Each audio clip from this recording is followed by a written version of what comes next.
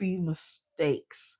So today I'm actually a little ill prepared. Actually, a lot ill prepared. But I had to move over my setup because I got guests, and it's okay. But I'm just definitely thinking about what I needed to bring in here. So you guys might see me in a different type of view. So, but I ultimately do like it just because it does give you that more personable attachment with you guys to see what I got going on. Of course, I got my lighting here, and we're gonna talk about what today's topic is gonna be about. So, without further ado, jumping right into it, today's topic is gonna be about show prep. Show prep. For the most part, I have been making it a thing without making it a thing. The weekends that I have shows, those Thursday lives are usually going to be about preparing for that particular show. For example, this weekend I got a show coming up that is going to be at in South Carolina, Columbia, South Carolina. And it's going to be at a Post Studio. It's going to be Studio Ho Post Studios, and I will be doing a capture the weekend content weekend. What that is literally me going in on a Friday doing pictures and on a Saturday doing videos. So we're gonna have a photo shoot on Friday while they're having their dress rehearsal. I have certain people lined up to be able to take specific poses and capturing those poses. And they have like 5 shots that they can choose that goes with their package as a minimum. If they decide they want more, then they of course do it as such for that. And then the next day we transition into the actual show. The actual show would be where I will be using my camera and my gimbal to ultimately capture them in that professional lighting that will have set up, been practiced, of course, from rehearsal. So it's going to be a way for me to see what everybody has going on, how to prepare for it, and how to ultimately give them the best results based on what they are needing. Okay. Um, some of the things I'm explaining why I did it like this. Okay. The reason why I broke up the capture the weekend into two parts is because I wanted to have control over the pictures and have control over the videos. What that means is that I wanted to make sure that the pictures I let me give you guys why why I spread them out. There's been times in the past where I have been booked for an event and I'm literally charged with doing photos and videos. But having to do photos and videos simply means that I am literally having one camera in one hand, another camera in another hand.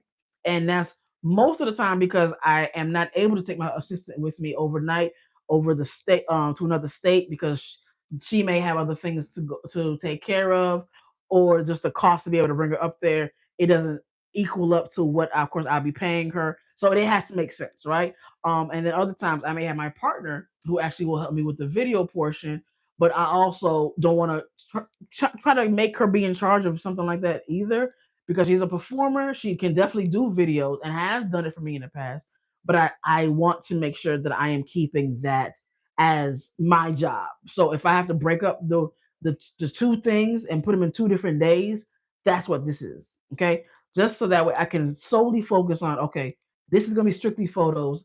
I can make sure that I'm focusing on that. And then the next one, this is going to be strictly video. That way I know I can absolutely focus on this one. So does that make sense? How I'm breaking it down? Cool. So until of course I got a traveling team that can go with me and I can pay them the appropriately, then this is going to be how I have no problems doing it. Otherwise, they will have to choose whether they just want pictures or videos on that one day that I'll be there. So luckily, I got booked to be able to do both days. So that's what we're going to do, and we're going to make it work the best for us. So, like I told you guys, I'm a little underprepared. So I got my camera. I just have to set it up. I got my laptop. I just got to set it up. So while um I'm going to try to set those things up from time to time. I'll come into the shot and then probably break something down for you guys. But ultimately, this is going to be the setup. And then once I get done, I'm gonna show you guys what the setup actually looks like. And then we're gonna get right into capturing and explaining exactly what this show is gonna entail. All right, let's get into it.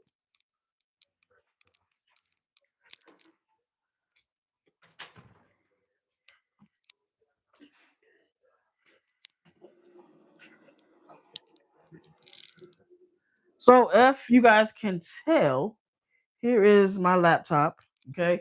Um, I got this is my cord that I usually would connect to my camera, and I will do that shortly. But right now, I want to make sure that, let's see, bring this over my mouse over. I want to make sure that right now, all I really want to see, where is my mouse?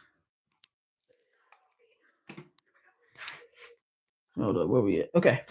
All I really want to see is, of course, first and foremost, to the right. First and foremost, I want to make sure that my video is playing, and when I mean playing, it's playing, and I can hear my audio. So I'm gonna do that right quick. Go to my channel, see that I am live. Show prep live. I'm clicking on that right now.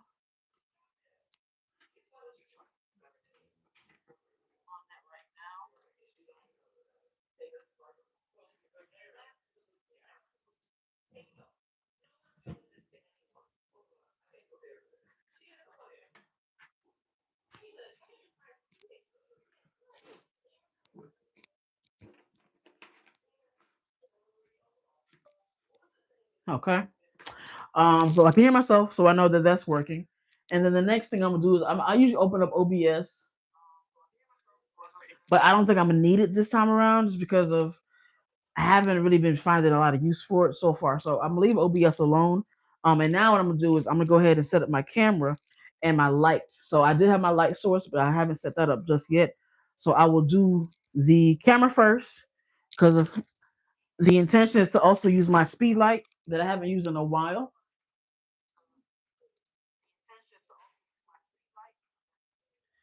All right. So I will mute that. So that's fine. So bring this back over. So now I'm gonna set up the camera. Okay. And of course, this will be the stand for my camera on my tripod. Okay. And then the camera that I will be using, obviously my Canon T7, which, as you guys know, I use this for everything. I'm actually working on a second camera right now, so to purchase one. So in the meantime, this is gonna help me get there. All right, so that's that.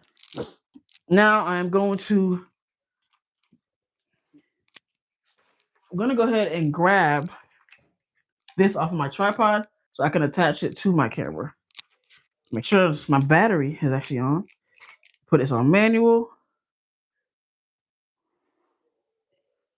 Dun-dun-dun. There's no card in here. Okay, I got one over here. There's no SD card in here. Look at that. No card in my camera. That's not good. Granted, if I connect this to my laptop, I actually won't need the card. So I can leave it without the card. Okay, so we're gonna go ahead and put that down. Go ahead and lock this in. Then I'm going to put this in here, finally. Now that is connected. Boom, okay? Got my kit lens on here, so as of right now.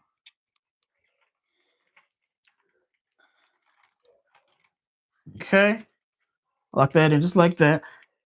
Okay, now I did say I'm using my speed light tonight. So this is the speed light case. Here is my speed light.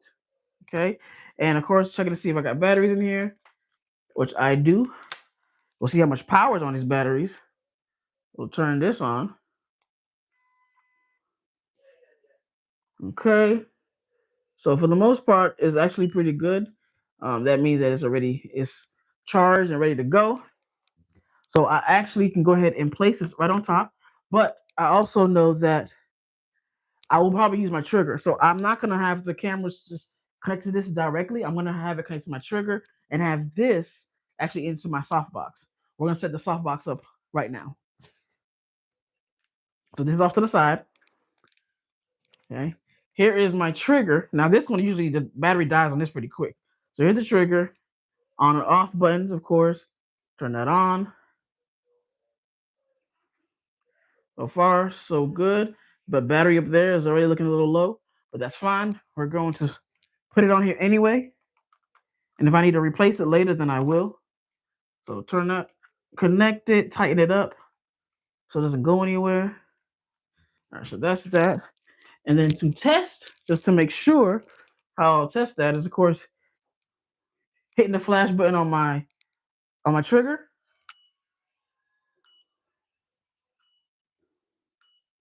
That's how you know that works. And I didn't even have to touch this. Because normally you can just touch this and that'll also do it. But if I do it there, on there, it'll do this instead. So that's how I know that's good. And those are also counting as bursts. So now I'm fine to set up the softbox. In the meantime, I am going to plug this camera in to my laptop once I move it over.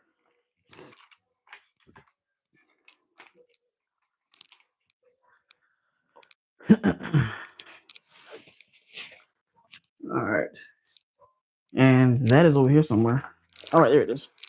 All right, so softbox, real quick, like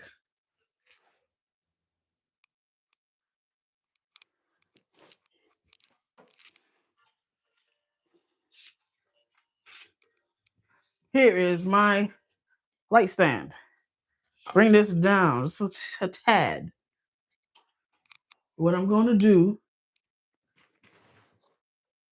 is, the funny thing about it is my S bracket is actually connected to this right here. Okay, so what I'm going to do instead,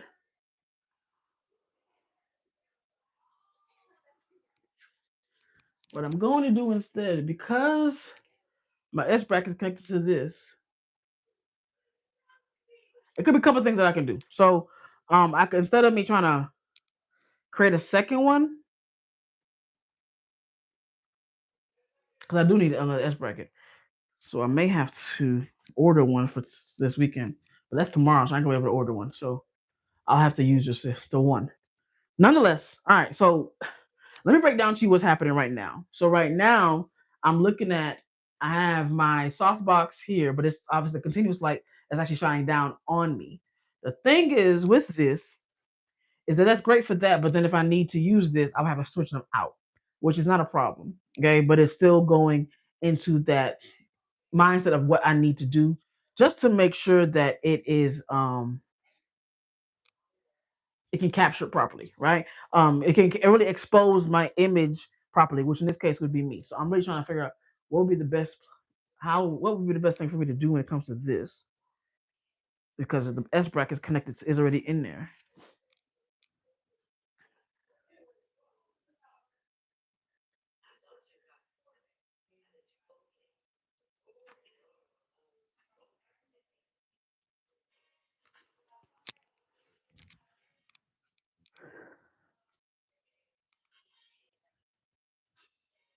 This is going to be interesting. So all I can think of is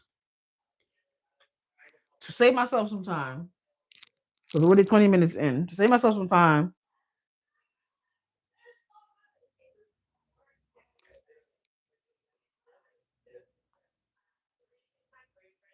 because I really had, trying to think, what else do I have that's like this?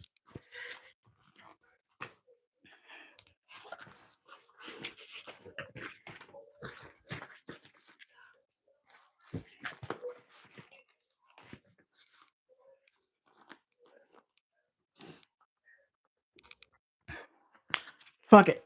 We're gonna freehand it. And I'm gonna tell you why, because I don't need to have a lot of things going on to freehand it, but I'm going to freehand it for the purpose of showing you guys what I want you guys to see. So ultimately, first and foremost, at the end of the day, this prep show isn't going like I expected it to go. I'm not even gonna lie to y'all. Um, it's fine, but damn. Okay.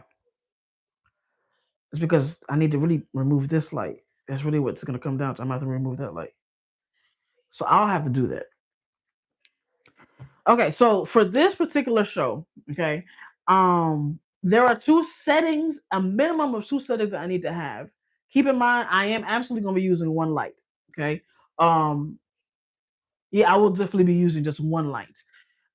So because I'm thinking about what I would do when it comes to having a solo performer and a group performance.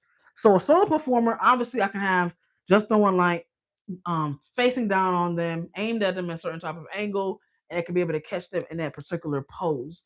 And it would be nice looking, right? Um, the thing is, when it comes to the group performance, I can't do that same method, especially if I am using my speed light. So if I'm using my speed light, it flashes down on. It might only catch the person that's right in front of the light. Right now, of course, if I have like a bigger softbox, but even that doesn't mean it's going to capture a lot more people, but it might be able to spread it out a little more, especially if I remove the grid. That's one thing. The other thing is, when it comes to what also I could do is, I can get rid of the speed light for the groups and only use my only use in that case, I'll use my prime lens and my continuous lighting. The beauty of what's going to happen this weekend is I will actually have a lot of control over the lighting. So they have their own lighting, obviously, and I've done great with just their own particular lighting. But the thing is, I want to make sure that I can be great at all times with their particular lighting, because you got to think about the size of this venue is not going to be your average size. And what I'll do is tomorrow, I'm going to try and capture some footage of what the studio looks like. I'll try to get some footage of what the studio looks like, so that way you guys can see it here. So whenever I finally sit down and take time to edit all of these videos, you guys can see this is what this looks like, and why I had to compensate and understanding where to place my lights, how to utilize the space. It's a really big space. It's like a warehouse, it's open warehouse, right? Open space warehouse. So how I'm already thinking about it is, for obviously for the single people, the people that are just doing their solo performances, if they are on the poles, I already know what the poles are gonna look like. They typically already have lighting that's behind the pole area, so that's is for the most part is lit up. But I'm still gonna have my light that is gonna be facing down on them to really capture the subject and really be as sharp and clear as possible. That's the goal for the solo. When it comes to the group pole performers, those I'm gonna leave that lighting in the back, probably add my own to enhance it. But I'll also make sure I have some that are going to be on the sides that are also facing inwards. And the reason being is that there are moments where there might be some performers that might be on the opposite sides, and because they're so close to the edge, they also are getting caught in a little bit of the darkness. So when they're caught into the darkness, what that means is I can't see them when I take the picture. So I want to make sure that I'm catching them. So meaning I'm gonna have to create my own fill-in light by putting my own floodlights and putting them on the side to fill in that space. Okay, so making sure I can either match up with the light that they have, or create a complementary light that can bounce off of the people that are performing. So that way, no matter where I move, I can still capture them. Again, that could be with my prime lens. I could do it with my kit lens, but it will not be the brightness that I want. I will actually have to amp up my ISO or lower my shutter speed, and I don't want to amp up my ISO too much because it will cause more distortion and more noise than I need it to be. So this is why for me it's ideally best to use my prime. But here's the kicker. If I were to use my prime, I also have to make sure that my aperture is not I would say all the way open. And the reason why I say not all the way open is because of the fact that the more I bring my aperture down, like if it goes down to 1.4, it'll give me more light, but it'll also make the background more blurry. So meaning that if I got my focus area is on one person at that time, everybody else behind is gonna be blurry. And I need everybody to be sharp. So for you to get your sharpest shot of a group of people, the aperture number has to be higher. You're looking at probably like 5, 6, 7, or 8 or more. Obviously, or more will make it, but the higher you go, the darker it's going to be for your image in its entirety.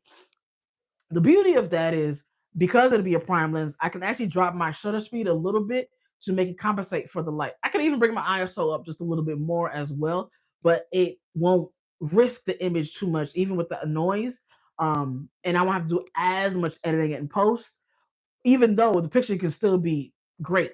Does that make sense? So that's going to be the way that I am automatically thinking about that, right? And this is what I was going to try to set up here ultimately, just so that way I can have a place of saying, okay, cool, I'm testing it out here, I'm testing it out. Sometimes you may not have the place or the things to practice like you think you were going to practice.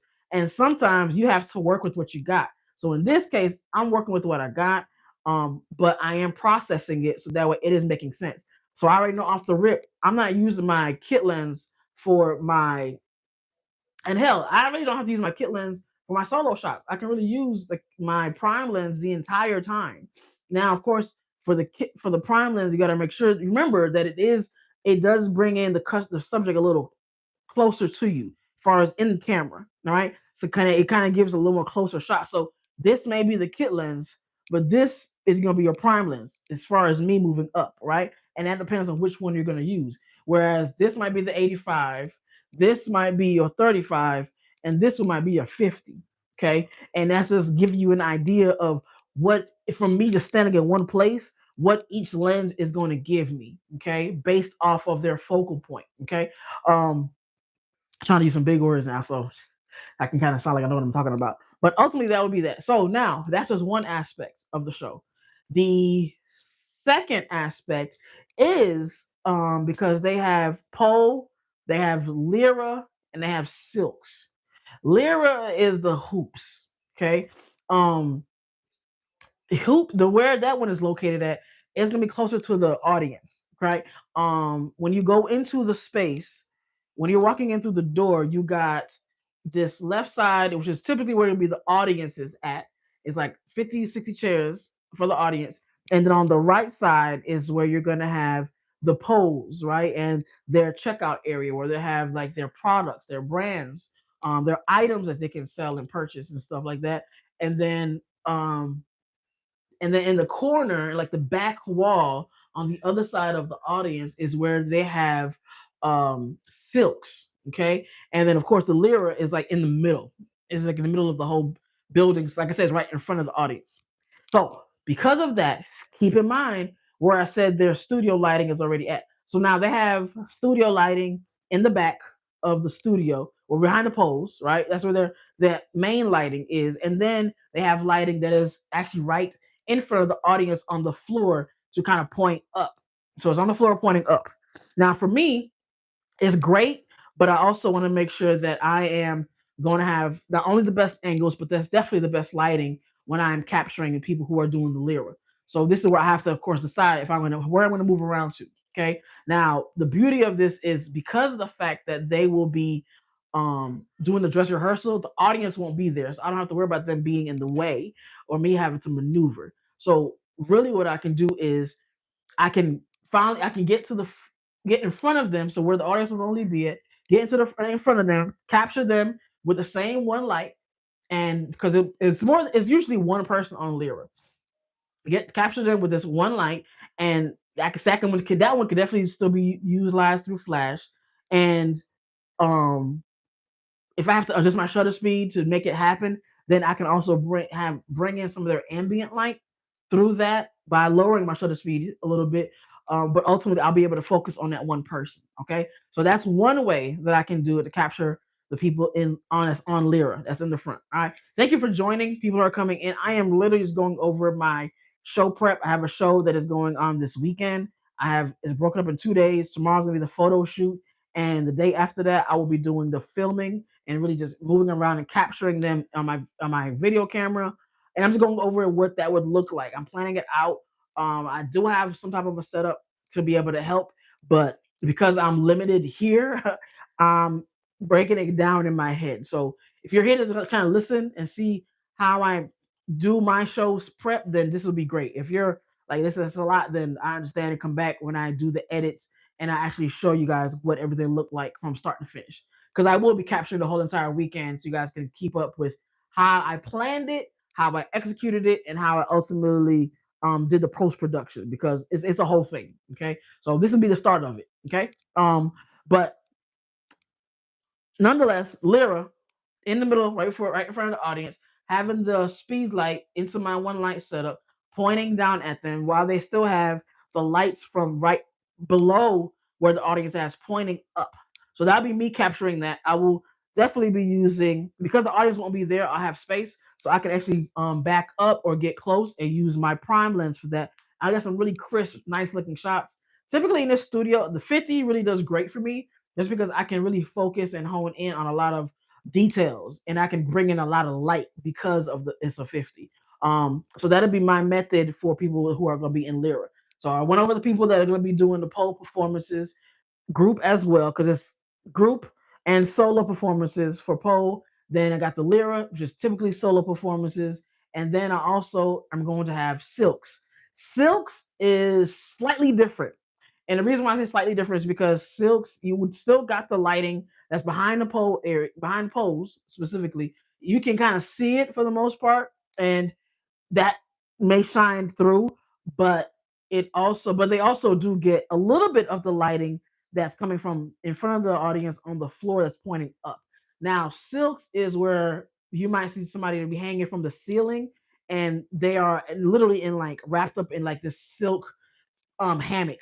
That's what silks is, and they'll be twisting in it. It'll do certain poses in it. So I'll be capturing the people doing that, taking pictures of them doing that. My shots in the past have usually been amazing with people who are on silks, just because of how close they are to the light. That helps a lot. So I don't think I'm gonna have any issues with that. The ones I know I definitely will have to focus on are is gonna be the Lyra area because of how far away they are from the lighting in the back, which is fine if I have my flash speed light, and then of course paying attention to the groups that are going to be at the polls and getting all of them, not just a few of them here and there, but getting all of them. And then, of course, me moving from one location to the other so that I can get them in different angles ultimately, because I do want that overall look. And I do want people to be able to say, okay, this was a nice show. And they have all this footage from different angles so they can kind of tell a story. That's really what a lot of tomorrow is going to be like. Tomorrow night, I feel like it's gonna be the most important thing out of all of the entire weekend, just because it's gonna be strictly on pictures. But the beauty of it is we are gonna be helping people pose for their specific moves that they want to be captured. Because some people might be like, "Oh, I really want this pose to be captured," and they don't really have a say so. For this particular shoot, you do have a say so. Because if you're at the show and I'm capturing and I'm just going on and capturing as much as I can, as quickly as I can, and especially with you as a performer, maybe moving quick, maybe moving slow, which is usually the best, but everybody is not going to have a slow performance. So you got to be prepared and ready, and then also know that you're going to have the best angles. I can control that tomorrow night. So that's why I'm like, tomorrow night is going to be the most important for me to be able to handle when it comes to that. Um, so I went over the pictures for pole, Lyra, and silks. And just to clarify, Lyra is the hoop. You might see the hoop on people's videos. They're hanging from the ceiling. Somebody's sitting in the hoop. They're doing poses. They're stretching out. It's a whole thing. But that would be Lyra, and that would be a different thing that I'll be capturing. And a lot of people don't talk about this when it comes to how you capturing certain types of shows. And I've been doing shows for a while, but normally I'm in a much smaller area, right? And meaning that I can control the lighting can usually stay the same the whole entire time because they'll probably just switch out the pole and put the Lyra hoop there. They might switch out the Lyra hoop and actually put silks there. Like everything stays the same because the person, the star in that moment is going to be in that same area. Whereas where I'm going, Studio Ho, they have a designated area for each thing. So I have to be prepared. And every time, as for those of you that know videography and photography, both more than anything, anytime you're moving your subject from one area to the next, you have to readjust your light, you have to readjust your settings, right? So now I have to plan that out, making sure that, okay, who is going to be doing pole? Let's go ahead and knock them out real quick. Now who's going to be doing Lyra? So that way I'm not bouncing from one to the other. So tomorrow has a game plan. So that way I can say, all right, I'm focusing on this particular group. If you're ready, let's go. Let's make it happen. Take shots, take our time to take those shots. Keep in mind of how people are also performing because that'll also give me a leg up for how I'm going to film it on Saturday. So that's another thing people don't talk about. A lot of people feel as if just because I'm a videographer, I can film anything. And you can film most things, but not everything. So I had to learn how a pole dancer moves. I had to learn how a lyric performer moves. I had to learn how somebody on silks moves, and they are all completely different. So once you learn and you watch and you have the time to sit there and, and observe how somebody is moving, it helps you a lot better to capture them and understanding, oh shit, that's a power move. I need to make sure I'm here. Oh shit, they're climbing up the pole, and eventually, while they're up there, they're gonna have to come down. So if you're up close, and I've done this in the past and had to learn to not do this, I've had pole performers climb up the pole and they're climbing to get to the tippy top. And instead of me giving space to be prepared for that drop, I am up underneath the pole at this point and I'm trying to catch them up top. And then by the time they're dropping, I miss the drop. And that's one of the worst things you can do is be in a place to where you can actually catch the drop, and that drop might be the most important thing they worked on all week, all the month, however long it took them to get it, and you missed it. And then, of course, it's gonna be it could be havoc depending on who the performer is, but you never want to miss it. You never want to miss something that's very, very important. So even though yes, I want to be cinematic, I'm gonna move in, I'm gonna move out. But when I move in, it's because I know that this person is gonna stay in this particular spot for a little bit of time because of what they're doing. If somebody's on the floor and they haven't grabbed the pole and they haven't stretched their legs out to get ready to stand up, then I know that I can get a little close to them, but always be prepared to pull back because eventually they're going to stand up. Eventually they're going to climb on that pole, right? Eventually they're going to go from one side to the other. And I want to make sure that I always have the room and the flexibility to follow them just so that way I am not missing out on the most important moves. I think that's something that needs to be talked about, needs to be expressed, needs to be taught heavily when it comes to what we do here in the pole world and how we film it. It's one thing to just grab footage and you're just recording somebody and you're probably just in this one particular space holding your phone like this or holding your camera like this, or you may move around. But then if that person is like very flexible and they're very jumpy and they can go from one thing to the other, there'll be some things you may miss if you're not careful. Then of course you can always just edit and we won't know what the hell you missed out on because you didn't edit, chopped it up, put it together like it was nothing, right? So there's that beauty, but then there's also of what if that person wants to post your video in full and they even purchased it and you told them they can do whatever they want to do with it. Now they post a whole video in full. Now they can see when they went to the right, you were still in the middle. When they went to the left, you was trying to catch up. When they went to the top, you was down here, but you was looking up, but your camera wasn't. Like those are gonna be the things that we really need to have more conversations of when it comes to being a pole videographer. I know a lot of people are like, oh well, it doesn't seem that difficult. That's a lie. I've been doing this for over four, going on 5 years right now, and it is not necessarily difficult, but it's definitely a skill. You need to hone in on it. You need to get better. If I could show you guys the footage, and I probably will one day, the footage that I've had for my first show compared to the last show that I just did a couple weeks ago, you'll see there's a big, big difference. A big, big difference. All right. So, asking any questions you may have when it comes to this specifically, if you are wanting to get more insight on how it is to be a pole videographer or just a dancer, a videographer for dancers in general, whether it's a single person or somebody who's dancing solo or for a group, because even those have differences as well to pay attention to. So, with that being stated, I'm going to go ahead. I ain't gonna lie to y'all. I probably ain't gonna have time to really take the shots myself and capture everything in that way, which is fine. But I think me taking this time to really talk it out and get an idea of what I want to do was the best thing for me. Because tomorrow I have time when I am there to set up everything, test out certain things, see what the shots look like prior, so that way I'm gonna leave out happy. So even if I know I got 5 good shots already, I'm gonna go ahead and try to get 5 good more just so that way the client has options. Right. So recap. Tomorrow, tomorrow I'm going to be using my speed light. Okay. Speed light is going to be for my solo performers. All right. All my solo performers are going to get this. Group performers are not going to get this because I only got the one light.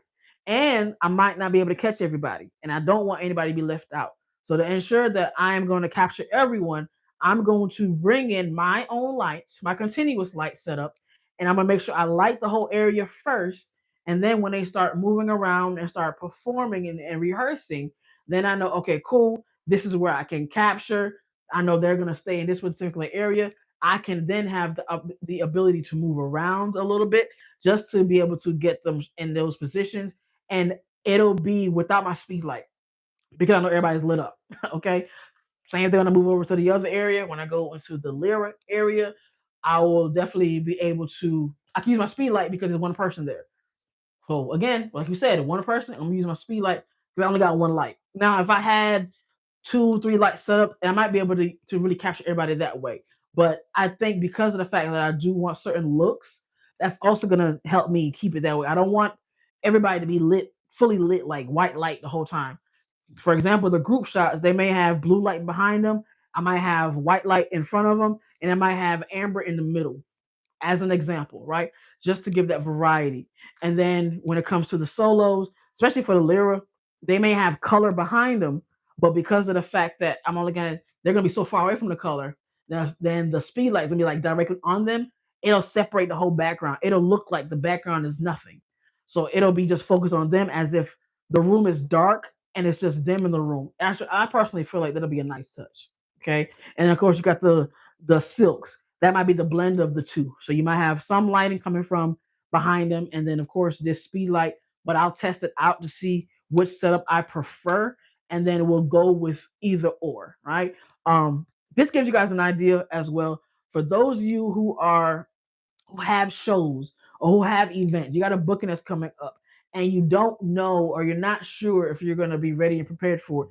Keep in mind, I just did a shoot last week and I did another shoot the week before that. So I'm always working, but I always want to make sure that I come on either my lives or I set up a time and a day to just practice. Because if I don't practice, I'm gonna feel like I'm gonna miss something. Then when I get there the day of, I'm like, damn, I didn't practice and I should have done that. Actually, it's a good content idea. Just put the speed light. Hello, hello, speed light. All right, just thinking out loud. Okay, great content idea for photographers and videographers when you got your favorite speed light.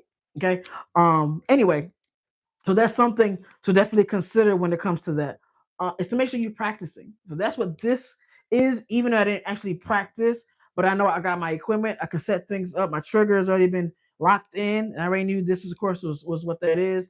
And if I turn it on, and once it turns green, it should be good to go. All right, and that's how I know it's good. Press the button, and we're set. You know what I'm saying? All of that, and that's how I know this one is fine. And all I gotta do is, of course, adjust my setting on here. But that's pretty much it. That's really it. I don't really have a whole lot just because of the fact that this was not to say it threw me off, but it definitely was a pivot I didn't expect, and I'm just working with it. So I'm not tripping too much, but I know that I will also make sure that I pack everything for tomorrow because it's gonna be busy this weekend. It's gonna be so busy. But I'm looking forward to it, and I am going to again. I'm going to show you guys the whole setup. So on my way going there, I'm gonna show you guys when I get there. When I'm preparing, when I do the photo shoots, I'm gonna show you guys the BTS. I always have the BTS. I'm gonna show you guys exactly what that looks like. And then even when it gets down to the actual show, I'm gonna get BTS of that as well while I'm actually filming, me setting up the lights to get ready for the show. And then of course at the end, when I do their recap, because I will be doing a recap for this particular show at this point. And then of course, even when I edit the pictures, how those look like. It's a whole thing. It's a whole thing.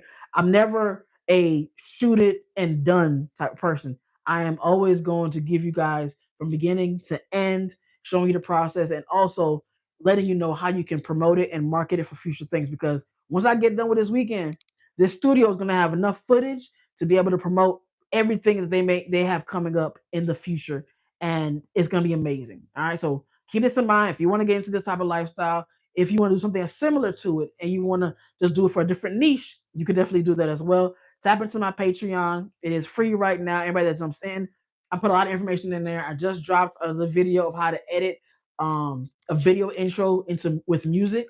So you guys can definitely look at that. I actually got some more edits I gotta do tonight. So I'll be working. But right now, I'm gonna go parlay, hang out with some peoples, and then I'll be back working on my videos, and I'll catch you guys later. All right. Appreciate y'all for stopping by, and I will talk to you guys when I get back.